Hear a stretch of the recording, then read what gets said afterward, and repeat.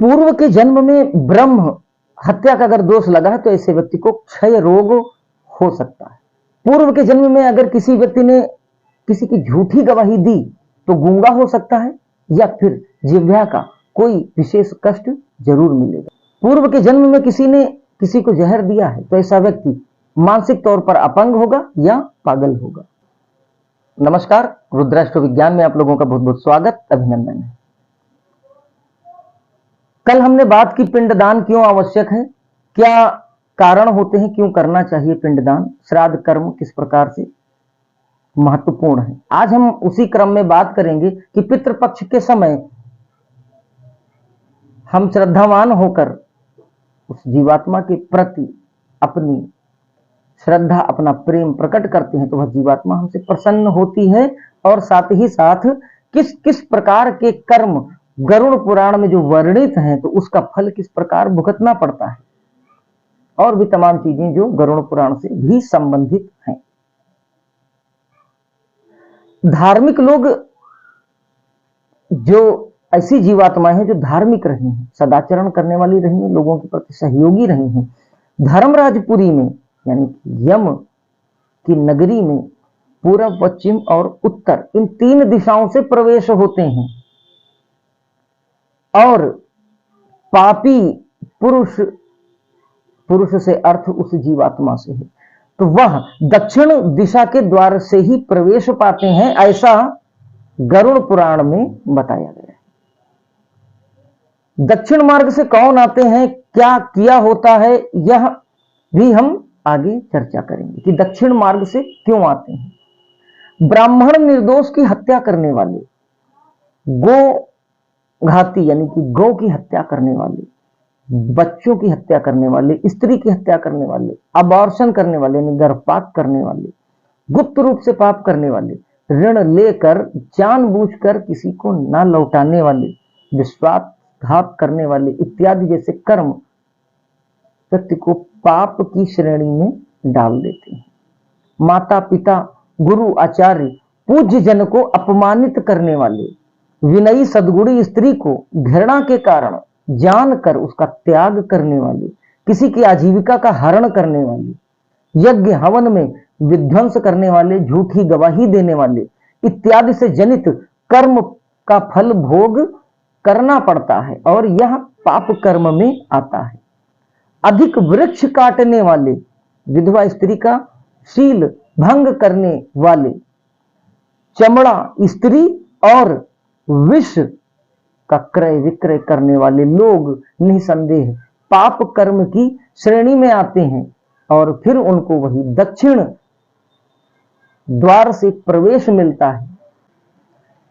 कुछ उदाहरण बताता हूं, जैसे किसी ने ब्रह्म हत्या की है यानी गुरु के साथ कुछ ऐसा किया है, तो फिर कुछ ऐसा विशेष जो समाज के लिए बहुत कोई व्यक्ति अच्छा था, समाज से उसको लाभ था, अगर उसकी हत्या की है तो ऐसे व्यक्ति को क्षय रोग होता है। यह निश्चित नहीं जिसको क्षय रोग हुआ उसने यही सब किया हो, और भी तमाम कारण बनते हैं, लेकिन उन तमाम कारणों में एक यह कारण भी बड़ा प्रबल, बड़ा मजबूत कारण होता है। किसी ने कन्या की हत्या अगर की है और जिसमें कन्या का कोई दोष नहीं था तो ऐसे व्यक्ति को कुष्ठ रोग अगले जन्म में होता है। बलात् अगर कोई परस्त्री के साथ कोई ऐसा कार्य करता है तो ऐसे व्यक्ति नपुंसक होते हैं या फिर बंध्या होती हैं स्त्रियां। श्राद्ध में अपवित्र अन्न देने वाले लोग जो होते हैं ऐसे लोग श्वेत कुष्ठ से पीड़ित होते हैं।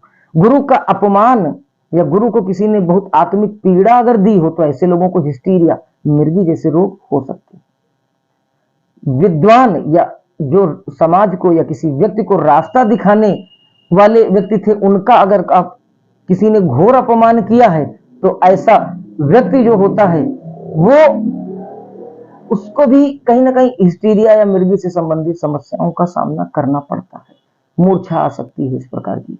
झूठी गवाही वाले को गूंगेपन या फिर वाणी से संबंधित कोई विशेष दोष जरूर मिलता है। जिसने बात बात पर झूठ बोला हो और झूठ बोलने के कारण किसी की आत्मा अति दुखी हो गई हो तो ऐसा व्यक्ति हकलाता है और हकलाने के साथ ही साथ उसकी वाणी से कुछ ऐसा निकलता है कि वह अच्छा बोलता है लेकिन फिर भी उसको अपयश मिलता है वाणी के कारण। कोई किसी को विष देता है तो ऐसा व्यक्ति या तो बौद्धिक स्तर पर इतनी बड़ी गलती करेगा कि कोई विशेष सजा मिल जाएगी, या फिर मानसिक रूप से अपंग होगा या पागल होगा। उपयुक्त जितनी चीजें बताई गई, व्यक्ति को दान न देने से प्राणी दरिद्र जन्म पाता है। एक कारण ये भी, यानी कि उपयुक्त जितनी चीजें बताई गई, इसके अलावा भी ऐसा व्यक्ति जो पात्र हो, और पात्र व्यक्ति को अगर दान न दिया गया हो तो प्राणी दरिद्र का घर में जन्म पाता है।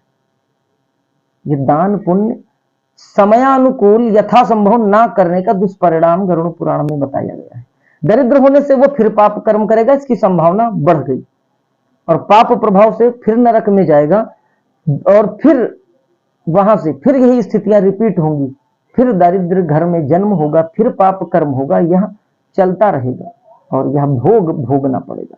बिना भोग और प्रायश्चित के कर्म फल का नाश नहीं होता। तो भोग तो आप इन द सेंस कोई भी होगा, हम सब भोग भोग रहे हैं अपने अच्छे और बुरे कर्मों का, तो भोग ही रहे हैं। लेकिन बेस्ट पार्ट क्या है कि यदि हम होश में भोग भोगें, यदि हमें ज्ञान हो जाए, तो हम निश्चित तौर पर उस अपने कर्म का भोग प्रसन्न चित्त प्रायश्चित भाव से जब भोगेंगे, तो हम उस कर्म फल को भी काटेंगे और उससे मिलने वाले दुख व पीड़ा को भी कम कर लेंगे।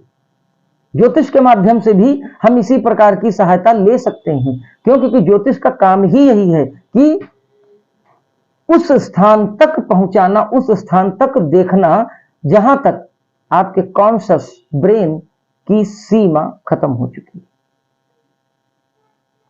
पितृ ऋण यदि बन रहा है तो किस भाव में बन रहा है, विशेष तौर पर लग्न, पंचम और नवम में ही देखा जाता है, लेकिन कुछ मामलों में 6, 8, 12 या और भी चीजें होती हैं जो सूक्ष्म विश्लेषण का आधार होती हैं। तो यदि कुंडली में पितृदोष का निर्माण हुआ है तो निश्चित तौर पर संतान से संबंधित समस्या आएगी, आकस्मिक परेशानियां बार बार आती रहेंगी। यह नॉर्मल प्रॉब्लम नहीं होंगी, बार बार रिपीट होंगी, जिसका कारण आप ढूंढ नहीं पाएंगे।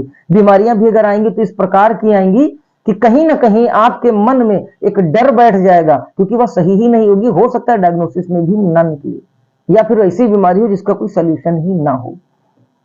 मतलब कुछ बहुत विशेष जो यह लगे कि अब सब कुछ खत्म हो, इस प्रकार का कुछ ऐसी प्रॉब्लम जो बार बार रिपीट होती हैं। घर में पुरुषों की संख्या लगातार कम होते जाना, संतान का ना होना, इस प्रकार के बहुत से कारण हैं जो पितृदोष में वर्णित हैं। अगर उनको समय पर ना पहचाना जाए तो यह दोष 7 पीढ़ी तक चलता है और अंतिम पीढ़ी में जाके पूरे वंश को समाप्त कर देता है। बहुत से ऐसे उदाहरण भी रहे हैं, कभी अगले वीडियो में चर्चा होगी तो जरूर इस पर बात की जाएगी कि पितृदोष के कौन कौन से उदाहरण थे, जिससे हम समझ सकते हैं कि क्या विध्वंसकता, क्या विस्फोटकता होती है इस दोष की। तो आज हमने जाना पितृदोष से संबंधित, आज हमने जाना कि क्या कौन कौन से कर्म हमें अपने पितरों के प्रति श्रद्धावान होकर करने चाहिए, कि ताकि इस प्रकार के फल न भुगतने पड़े और ऐसी कोई गति हमारी ना हो। मैं अपेक्षा रखता हूं कि कम समय में बताने की प्रयास किया है, और इससे आप लोग भी बहुत सी चीजों को सीख कर समाज में इन बातों को फैलाने का काम जरूर करेंगे, ताकि हमारी संस्कृति, हमारे संस्कार, हमारी सभ्यता और सनातन धर्म से जुड़ी हुई यह महत्वपूर्ण बातें आम जन तक भी पहुंचे। इन्हीं विचारों के साथ इस वीडियो को यही विराम देता हूं, और कल फिर आपसे भेंट होती है किसी अच्छे और किसी ज्ञान वाले कार्यक्रम के साथ।